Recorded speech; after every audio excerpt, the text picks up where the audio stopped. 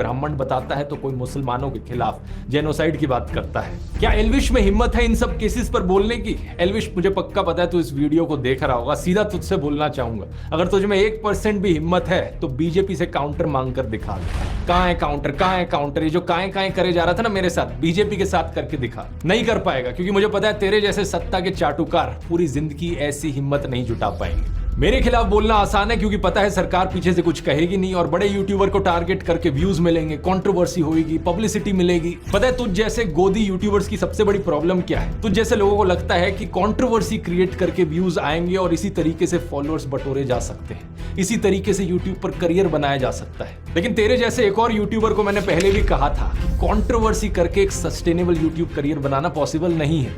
एक लिमिट तक ही लोग इस ड्रामे को बर्दाश्त करेंगे, उसके बाद लोगों को भी पता लग जाएगा तू ये ड्रामा जो करता है, कंट्रोवर्सी जो करता है, सिर्फ व्यूज के लिए करता है, पैसे के लिए करता है। असलियत में यूट्यूब पर अगर एक लॉन्ग टर्म करियर बनाना है तो उसके लिए ऑडियंस को कुछ जेन्युइन वैल्यू देनी पड़ेगी। ये चीज मैंने अपने यूट्यूब ब्लूप्रिंट कोर्स में सिखाई है। अगर तुझे नहीं समझ में आती तो जाकर कोर्स ले ले, तेरे लिए एक स्पेशल डिस्काउंट भी दे देता हूँ। कूपन कोड यूज कर elvish40 40% ऑफ मिलेगा। इस 7.5 घंटे के कोर्स में मैंने सब कुछ सिखाया है कि फिल्मिंग कैसे करनी है, एडिटिंग कैसे करनी है, मोनेटाइजेशन कैसे करी जाती है, इस करियर से पैसे कैसे कमाए जा सकते हैं बिना गैम्बलिंग और बेटिंग की एप्स को प्रमोट करें। ये भी तेरे लिए सीखना बहुत जरूरी है, क्योंकि जो अभी तेरा बिजनेस मॉडल है ना कि कंट्रोवर्सी करके व्यूज इकट्ठे करो और फिर इन गैम्बलिंग एप्स को प्रमोट करो, ये देश के यूथ का फ्यूचर बर्बाद कर रहा है। इस कोर्स में मैंने ढेर सारे और तरीके बताए हैं पैसे कमाने के, और सबसे इंपॉर्टेंट चीज सेकंड चैप्टर में बात करी है अपनी नीश कैसे चुननी है, अपनी स्किल्स और अपने पैशन के बल पर एक यूनिक यूट्यूब चैनल कैसे बनाना है। अब दोस्तों, वैसे मुझे पता नहीं एल्विश यादव में कितनी स्किल्स हैं, तो इसका तो छोड़ो, लेकिन अगर आपको इंटरेस्ट है तो आप जरूर elvish40 कूपन कोड यूज कर सकते हो जाकर। जितने भी लोगों ने कोर्स लिया है उन्हें ये बेहद यूजफुल लगा है, और पिछले 10 सालों में यूट्यूब के करियर में मैंने जो भी कुछ सीखा है वो मैंने आपको इसमें सिखाया है। इस QR कोड को स्कैन कर सकते हैं या लिंक नीचे डिस्क्रिप्शन में भी मिल जाएगा। टॉपिक पर वापस आए तो आगे बंदा बात करता है जॉर्ज सोरोस की। तो हर्ष मंदार है, वो जॉर्ज सोरोस के साथ काम करता है, जिसने 8,000 करोड़ की फंडिंग दे रखी है मोदी जैसे राष्ट्रवादी पीएम को हटाने के लिए और सरकार गिराने के लिए। ये जॉर्ज सोरोस वाला प्रोपेगेंडा आपने जरूर व्हाट्सएप यूनिवर्सिटी पर कभी ना कभी देखा होगा। इसमें illuminati, new world order, Pakistan, China, America, वामपंथी, JNU, toolkit gang, Khan market gang, Congress वगैरह, इन सब की साथ में बात करी जाती है। एक बिल्कुल खिचड़ी बना दी जाती है इन सब बड़े बड़े वर्ड्स की, और ये खिचड़ी मोदी भक्तों को खिलाई जाती है गुड मॉर्निंग मैसेज के साथ व्हाट्सएप पर। एल्विश अपने वीडियो में बार बार कहता है कि गूगल कर लो, गूगल कर लो, तो आइए गूगल करके देखते हैं कि कौन है ये जॉर्ज सोरोस। जॉर्ज सोरोस एक हंगेरियन अमेरिकन बिलियनियर है, और वे एक investor, hedge fund manager, short seller और फिलैंथ्रोपिस्ट है। बहुत सारे बड़े बड़े शब्द हैं, मैं जानता हूं एल्विश को हजम नहीं हुए होंगे, तो उसने सीधा व्हाट्सएप खोला और देखा कि व्हाट्सएप पर जो लिखा है वो बता देता हूं। 1992 में इन्होंने अपनी शॉर्ट सेलिंग से बैंक ऑफ इंग्लैंड को हिला दिया था, $1 बिलियन का प्रॉफिट कमाया था। 1997 में इन्होंने थाईलैंड और मलेशिया की करेंसीज को शॉर्ट कर दिया था, जिसकी वजह से एक फाइनेंशियल क्राइसिस देखने को मिली थी। उसी साल इन्होंने दी अटलांटिक में एक आर्टिकल लिखा था जिसमें इन्होंने कहा कि वैसे तो मैंने फाइनेंशियल मार्केट्स में छप्पर फाड़ कमाई की है, लेकिन अब मुझे लगता है कि लेसे फेयर कैपिटलिज्म, यानी जहां कोई रेगुलेशंस ना हो, ऐसा कैपिटलिज्म एक खतरा है ओपन सोसाइटी के लिए। ओपन सोसाइटी का मतलब है एक ऐसी दुनिया जहां डेमोक्रेटिक गवर्नेंस हो, फ्रीडम ऑफ एक्सप्रेशन हो और इंडिविजुअल राइट्स के लिए रिस्पेक्ट की जाए। ऐसी सोसाइटी बनाने के लिए इन्होंने दुनिया के 100 देशों में अपनी ओपन सोसाइटी फाउंडेशन बनाई। इस ओपन सोसाइटी फाउंडेशन ने इंडिया में अपने कदम रखे साल 1999 में, जब अटल बिहारी वाजपेयी हमारे देश के प्रधानमंत्री थे। इनिशियली ये इंडियन इंस्टीट्यूशंस में स्टडी और रिसर्च के लिए स्टूडेंट्स को फेलोशिप्स और स्कॉलरशिप्स देते थे। ये सिर्फ साल 2014 में ही था कि इन्होंने अपना India specific grant making programme शुरू किया। इसके तहत इन्होंने अलग अलग सेक्टर्स में काम करने वाली लोकल ऑर्गेनाइजेशंस को सपोर्ट किया, जैसे कि साइको सोशल डिसेबिलिटीज वाले लोगों के लिए community living, public services, rights को स्ट्रेंथन करना, justice system reforms, medicine access. इनके सोशल इंपैक्ट इन्वेस्टमेंट्स ने 2 वेंचर्स को फंड किया है, नियो ग्रोथ और कैपिटल फ्लोट। इन दोनों वेंचर्स ने इंडिया के 40,000 से ज्यादा छोटे बिजनेसेस को $300 मिलियन की अफोर्डेबल फाइनेंसिंग दी है। जैसे कि 2017 का ये न्यूज आर्टिकल देखिए, कैपिटल फ्लोट फाइनेंशियल ईयर 2018 में 5,000 करोड़ के लोन्स डिसबर्स करेगी स्मॉल और माइक्रो बिजनेसेस को। 2022 में कैपिटल फ्लोट का नाम हो गया एक्सियो। थोड़ा और गूगल करोगे तो पता चलेगा कि इस कंपनी के फाउंडर्स कौन हैं। गौरव हिंदुजा और शशांक ऋष्यशृंग, जिन्होंने स्टैनफोर्ड यूनिवर्सिटी से अपनी MBA की है। और गौरव हिंदुजा के बारे में अगर आप गूगल करोगे तो इनका ट्विटर अकाउंट सामने आएगा, जिसमें इनके वेरीफाइड फॉलोअर्स में आप देख सकते हो बीजेपी के नेता कपिल मिश्रा। फिर शशांक का नाम गूगल करो, शशांक की शादी के बारे में ये न्यूज आर्टिकल सामने आएगा। देखिए यहाँ कौन गेस्ट आए थे इस शादी को अटेंड करने। मुकेश अंबानी की मदर कोकिलाबेन अंबानी, बीजेपी नेता लाल कृष्ण आडवाणी और बीजेपी नेता देवेंद्र फडणवीस। तो ये एलिजिडली खतरनाक जॉर्ज सोरोस, जिनके बारे में इतनी कंस्पिरेसी थ्योरीज फैलाई जाती हैं, इनके बीजेपी के साथ मैंने डायरेक्ट लिंक्स दिखा दिए। लेकिन व्हाट्सएप पर झूठी खबरें क्या फैलाएंगे ये लोग कि भाई मुझे जॉर्ज सोरोस से फंडिंग आती है। इंडियन एक्सप्रेस की एक इन्वेस्टिगेशन से पता चला कि जॉर्ज सोरोस की ओपन सोसाइटी फाउंडेशन के वर्ल्ड वाइड 68 ऐसे प्रोजेक्ट्स हैं जिनकी फंडिंग होती है UN डेमोक्रेसी फंड से, और इंडिया इस यूनाइटेड नेशंस डेमोक्रेसी फंड में 4th हाईएस्ट कंट्रीब्यूटर है। इसका मतलब समझ रहे हो दोस्तों, इनडायरेक्टली जॉर्ज सोरोस की फंडिंग करती है मोदी सरकार। इन्हीं जॉर्ज सोरोस ने चाइना के जी जिनपिंग के बारे में कहा कि चाइना के प्रेसिडेंट ओपन सोसाइटीज के लिए सबसे खतरनाक ओपोनेंट है। इन्होंने इंटरनेशनल कम्युनिटी को यह कहा है कि चाइना की हाईटेक कंपनीज पर क्रैकडाउन किया जाए। इन्होंने चाइना के बेल्ट एंड रोड इनिशिएटिव की भी सख्त आलोचना की थी। इतना ही नहीं, 2017 में पाकिस्तान ने ओपन सोसाइटी फाउंडेशन की पाकिस्तान ब्रांच को बंद करने का आदेश दिया था। तो जिस जॉर्ज सोरोस को ये लोग विलन बनाने की कोशिश करते हैं, वो तो ओपनली चाइना और पाकिस्तान के खिलाफ बोलते हैं। इतना ही नहीं, इन्होंने अमेरिका में रेसिज्म को खत्म करने के लिए भी एफर्ट्स किए हैं। इन्होंने इनकम इनइक्वालिटी के खिलाफ भी आवाज उठाई है। कुछ और अमीर लोगों के साथ मिलकर इन्होंने अमेरिकन गवर्नमेंट को एक लेटर भी लिखा था, जिसमें कहा कि मिडिल क्लास और गरीब लोगों के बजाय अमीरों से टैक्स वसूला जाए। इन्होंने कहा कि हमारे जैसे अमीर लोग जिनके पास $50 मिलियन से भी ज्यादा पैसा है, इनके ऊपर 2 से 3% का वेल्थ टैक्स लगाया जाना चाहिए। तो ओवरऑल आप देख सकते हैं कि जॉर्ज सोरोस चाइना के ओपनली खिलाफ बोलते हैं, पाकिस्तान को इनसे तकलीफ है, अमेरिका में रेसिज्म और इनकम इनइक्वालिटी का ये विरोध करते हैं, अनरेगुलेटेड कैपिटलिज्म के खतरों पर ये बात करते हैं। इंडिया में स्टूडेंट्स को फेलोशिप दी है इन्होंने, फार्मर्स को पैसा दिया है इनकी ऑर्गेनाइजेशन ने, 40,000 से ज्यादा स्मॉल बिजनेसेस को इजी लोन्स प्रोवाइड करवाए हैं। फ्रेशवर्क्स जैसी इंडिया की कई स्टार्टअप्स में इनकी इन्वेस्टमेंट है, और इंडियन गवर्नमेंट यूनाइटेड नेशंस के डेमोक्रेटिक फंड में डोनेट करती है, जहां से इनके वर्ल्ड वाइड प्रोजेक्ट्स को पैसा मिलता है। यहां तक सुनने में तो सब ठीक ही लग रहा है, तो फिर प्रॉब्लम क्या है? प्रॉब्लम यह है कि इन्होंने इंडिया में डेमोक्रेसी के इरोजन पर कंसर्न जताया। प्रॉब्लम यह है कि इन्होंने नरेंद्र मोदी के खिलाफ भी बोला। प्रधानमंत्री मोदी और गौतम अडानी के एलिजिड नाजायज संबंधों के बारे में इन्होंने बात की। इन्होंने कहा कि नरेंद्र मोदी को अडानी क्राइसिस पर सवालों के जवाब देने होंगे ताकि फॉरेन इन्वेस्टर्स का विश्वास ना डगमगाए। Modi and business tycoon Adani are close allies. Modi is silent on the subject, but he will have to answer questions from foreign investors and in parliament. और आप तो जानते ही हो कि गोदी इकोसिस्टम के हिसाब से मोदी भारत है और भारत मोदी है इन लोगों के लिए। इसलिए कोई भी प्रधानमंत्री मोदी की आलोचना करे, इन लोगों का गैंग उसे भारत विरोधी डिक्लेयर कर देता है, फिर चाहे वो रियाना हो, भारत के किसान हो या फिर जॉर्ज सोरोस हो। अब ये सारा तो व्हाट्सएप और गोदी मीडिया पर घूम रहा प्रोपेगेंडा है, लेकिन एल्विश की बेवकूफी तो इससे भी ज्यादा कमाल की है। एल्विश कहता है कि जॉर्ज सोरोस को राहुल गांधी की आंटी जानती है, इसलिए वो आंटी हमारे देश के लिए खतरा है। जो हमारे जॉर्ज सोरोस हैं वो हमारे राहुल गांधी जी की आंटी फौरी नेहरू के बहुत ही करीबी दोस्त हैं। गूगल पर सर्च करो तो पता चलेगा कि 2017 में ऑलरेडी इनका देहांत हो चुका है, 108 साल की उम्र पर। एक ऐसी महिला जो आज से 7 साल पहले ही गुजर चुकी है, वो भी 108 साल की उम्र पर, एल्विश की राय में वो देश के लिए खतरा है। और वैसे तो 2009 का इंडियन एक्सप्रेस का ये आर्टिकल देखो, जिसमें बताया गया है कि फौरी नेहरू नेटिवली हंगरी से है, जहां से जॉर्ज सोरोस भी हैं। जॉर्ज सोरोस की तरह वो भी ज्यूइश थी। जब इंडिया में उनकी लव मैरिज हुई तो उन्होंने अपना नाम कर लिया था शोभा नेहरू।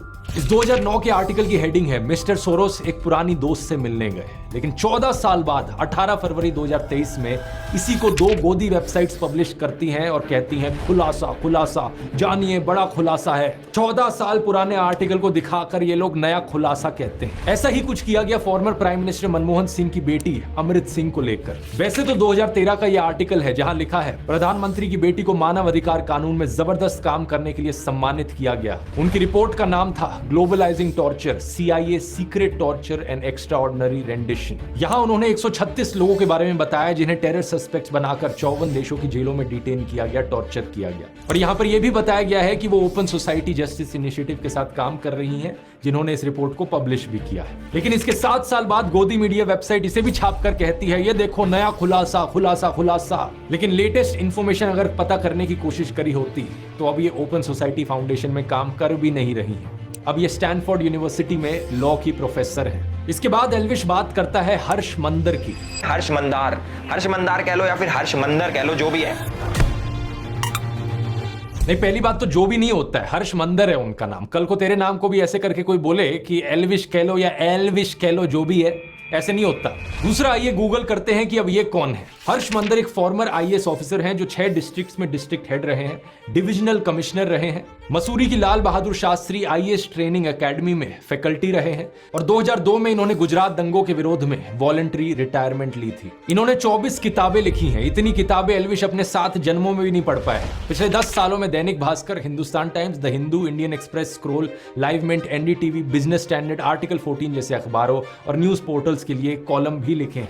श्याम बेनेगल की फिल्म समर इनकी लिखी हुई 2 कहानियों पर बेस्ड है। इन्होंने बहुत से कॉलेज यूनिवर्सिटीज में लेक्चर लिए हैं, जैसे कि IIM Ahmedabad, NALSA university of law, MIT, Boston, university of California, institute of development studies. 2010 से 2012 तक ये यूपीए सरकार द्वारा बनाए गए नेशनल एडवाइजरी काउंसिल के मेंबर थे। कई इंपॉर्टेंट बिल्स ड्राफ्ट करने में इनका योगदान रहा है, जैसे कि right to information, right to education, food security bill, child labour abolition. इन्होंने लिंचिंग्स के विरोध में कारवाए मोहब्बत कैंपेन चलाया और इन्हें इनके काम के लिए बहुत सारे अवार्ड्स मिले हैं, जैसे कि MA Thomas national human rights award 2002, Christie harmony award 2012 या क्वेड मिलेथ अवार्ड 2020। लेकिन इस अनपढ़ बेवकूफ एल्विश के अनुसार ये भी एंटी नेशनल है। आप पूछोगे क्यों? क्योंकि इन्होंने जॉर्ज सोरोस की ओपन सोसाइटी फाउंडेशन के साथ काम किया है। वही हर्ष मंदार जो कि जॉर्ज सोरोस के लिए काम करता है और मतलब बिना सर पैर के जो मन में बकवास आए बोल डालो। अब सबसे इंटरेस्टिंग बात है कि इन सबसे मेरा क्या रिलेशन है। आज तक असलियत में दोस्तों मैं हर्ष मंदर से कभी मिला नहीं, ना मेरी उनसे आज तक कभी बात हुई। इनका नाम मैंने पहली बार एल्विश के वीडियो से ही सुना और जो भी ये इन्फॉर्मेशन मैंने आपको निकाल कर दी, इसका वीडियो देखने के बाद गूगल करके रिसर्च करके आपको दिखाई। लेकिन एल्विश ने जो लिंक बताया हर्ष मंदर का मेरे साथ, आप भी सुनकर चौंक जाएंगे कि कोई इस लेवल का बेवकूफ कैसे हो सकता है। एल्विश ने कहा कि मैंने सीए और मणिपुर पर जो वीडियो बनाया वो मैंने हर्ष मंदर के ट्वीट देखकर बनाया। 4 अगस्त 2023 को हर्ष मंदार ट्वीट करते हैं मणिपुर दंगों के ऊपर और ठीक 2 दिन बाद हमारे ध्रुव भाई की वीडियो आ जाती है।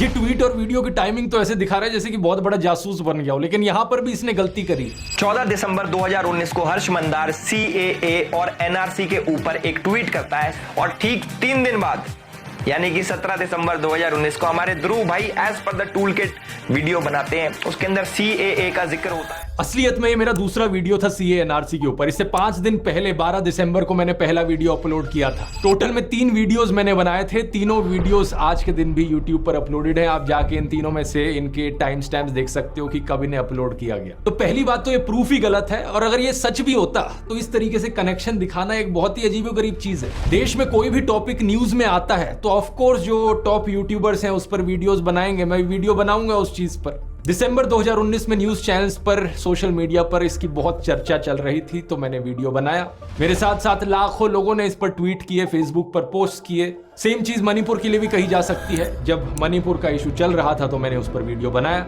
अब लाखों लोगों के ट्वीट्स में से किसी एक इंसान को पकड़ लेना और कहना कि देखो इस इंसान के ट्वीट के बाद मैंने अपना वीडियो बनाया, भाई क्या लॉजिक है यार ये। और मणिपुर पर वो वीडियो बनाने का ख्याल मुझे इसलिए आया क्योंकि मणिपुर की ट्रैजिक क्लैशेस में उन 2 औरतों की वीडियो ने हर एक इंसान की आत्मा को झकझोर दिया था। हर एक इंसान जिसकी जमीन मरी नहीं हुई थी, जिसकी आत्मा बिकी नहीं हुई थी, उसने इस टॉपिक की बात करी है। लेकिन एल्विश जैसे सत्ता के चाटुकार का मुंह बिल्कुल बंद था मणिपुर जैसे इशू पर, और फिर कहता है कि मैं तो बड़ा नेशनलिस्ट हूं। तो हम तो भैया देश प्रेमी है खूब। अब हमें कुछ भी कह लो देश प्रेम हमारे अंदर भरा है। यहाँ पूरे शरीर में देश प्रेम भरा है। कुछ शर्म आती है तुझे या नहीं? रिसेंटली तुझसे नीट एग्जाम के बारे में पूछा गया तो तेरे मुंह में छाले पड़ गए, दांत दिखाकर हंसने लगा। गवर्नमेंट नीट एग्जाम, डॉक्टर्स के एग्जाम के पेपर लीक हुए, उस पर आपका क्या कहना है? क्योंकि एल्विश प्लीज और तू चाहता है कि बाकी लोग भी तेरी तरह किसी सोशियो पॉलिटिकल इश्यूज पर बोले ही ना कुछ? क्या तू अपने फैंस और व्यूअर्स को बिल्कुल ही बेवकूफ मानता है कि कुछ भी बचकाना बात वो हजम कर लेंगे तेरी? एल्विश को यह अंदेशा तो जरूर था कि ऐसी बचकाना बातों पर लोग यकीन नहीं करेंगे, इसलिए एक और पैंतरा खेला इसने। हर्ष मंदर के साथ मेरा कनेक्शन जोड़ने की कोशिश में ये आदिल अमन को बीच में ले आया। कहने लगा कि आदिल अमन एक्चुअली में अब जर्मनी में रहता है और हर्ष मंदर के साथ काम करता है। सबसे अच्छी बात यह है कि हमारे आदिल अमन भाई भी जर्मनी शिफ्ट हो चुके हैं और 2019 से कारवाए मोहब्बत नाम की एक NGO के साथ काम कर रहे हैं। इसके लिए इसने एक फेसबुक प्रोफाइल दिखाई पीछे प्रूफ के तौर पर, और जानते हो क्या दोस्तों, ये किसी और आदिल अमन की फेसबुक प्रोफाइल थी। लिटरली यहाँ पर दो अलग अलग इंसानों की बात करी जा रही थी। या तो ये खुद इतना बेवकूफ है कि इसने चेक भी नहीं किया कि यहाँ पर किसका फेसबुक प्रोफाइल दिखा रहा है, या फिर ये सही मायनों में अपने व्यूअर्स को बेवकूफ समझता है। वैसे मुझे तो लगता है ये खुद ही इतना बेवकूफ है, क्योंकि इसने ये भी नहीं नोटिस किया कि ये वाला जो आदिल अमन था जो मेरे फेसबुक ग्रुप में था, उसके नाम की स्पेलिंग अलग थी और इस वाले आदिल अमन के नाम की स्पेलिंग अलग है। ये नहीं सोचा इसने कि सेम इंसान कैसे हो सकते हैं। ये जो दूसरा वाला आदिल अमन है, इसकी ये फेसबुक पोस्ट देखिए। 1 जून 2024 की शाम को मुझे दोस्तों ने बताया कि मेरा नाम एक फेसबुक प्रोफाइल एल्विश यादव नाम के यूट्यूबर द्वारा मिसयूज किया जा रहा है। एल्विश जो अभी जमानत से बाहर है, उसके यूट्यूब पर 15 मिलियन सब्सक्राइबर्स है और इंस्टाग्राम पर 16 मिलियन फॉलोअर्स। मैं एक रिसर्चर हूं और यूनिवर्सिटी ऑफ ग्योटिंगन में मास्टर्स कर रहा हूं। मेरा किसी भी राजनीतिक पार्टी या उनके स्टूडेंट विंग से कोई भी एफिलिएशन नहीं है, जैसा कि एल्विश ने अपने वीडियो में दावा किया। वीडियो से ही ये क्लियर है कि एल्विश ने जिस कमेंट की बात की है वो मैंने नहीं किया, और मेरी फेसबुक प्रोफाइल का इस्तेमाल किया गया मेरे फॉर्मर एम्प्लॉयर हर्ष मंदर और ध्रुव राठी के बीच लिंक दिखाने के लिए। इस जानबूझकर की गई डिफेमेशन, मिस रिप्रेजेंटेशन की वजह से एल्विश के फॉलोअर्स ने गालियों वाले मैसेजेस मेरे फेसबुक इनबॉक्स में भर दिए हैं। मुझे और मेरे परिवार को चोट पहुंचाने की धमकियां दी हैं। ट्विटर पर भी मैंने देखा कि इस मिस इन्फॉर्मेशन की वजह से मेरी गिरफ्तारी की डिमांड करने लगे हैं लोग। अबे बेवकूफ एल्विश, तेरी वजह से कोई निर्दोष आदमी को वहां गालियां मिल रही हैं। शर्म आती है कि नहीं तुझे?